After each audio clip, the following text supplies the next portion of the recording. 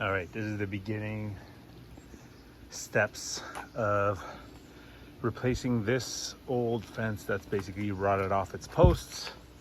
It goes all the way back down deep in there under everything. So it's not the most ideal situation, but I'm up for the challenge. Today's steps are to remove the remaining wood here and potentially start putting some spikes down.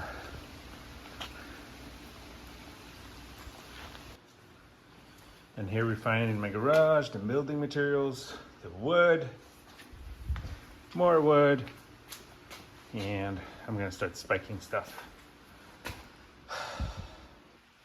Weather is not great today, so I don't think I'm gonna get too far today, but so we'll see how it goes. All right, old fence is gone. Now I already started putting my first spike here.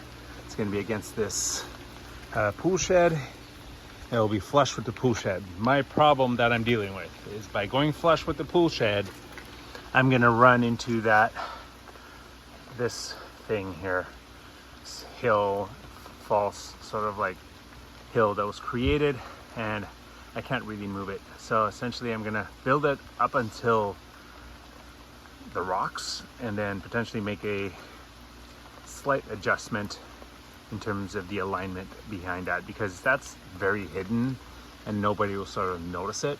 So I'm contemplating what I'm going to do once I reach that area. Once I have my poles fixed, and I'm going to build this part of the fence, which is the most urgent part, and after that I'll figure out what happens in between the rocks and the trees. Now these spikes are kind of special. One of the reasons I'm not putting the spikes with the 4x4s right away is because, and usually people do that on video because to keep it straight and just spike it straight from the start. What's great about these ones is that they're adjustable. They have a little bit of give, so it allows me to sort of plant them as straight as possible, but then I have space to adjust them after in case there's movement. So essentially I really like these ones. They're twice the price of regular ones. I think regular ones are like 10 bucks and these ones are like 20, but I didn't get the whole thing. I just got the front ones, which will be the easy ones, to the ones that I'll care the most, the ones that I'll see the most. So if ever there's like some movement, I'll be able to just quickly adjust it without having to remove the whole spike. And here we have it. Our first 3 poles are up fairly easy, and the spikes were very easy to put in, very easy to adjust.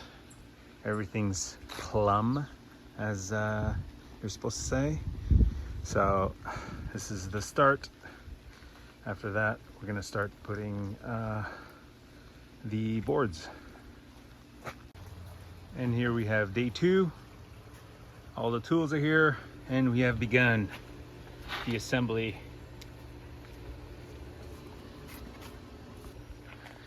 All right, that didn't turn out too bad. Look at that, fancy schmancy. And here we have a very nice and straight fence. This turned out better than I thought. Now we just need to figure out the back part. There you have it. A completed fence. Turned out way better than I expected.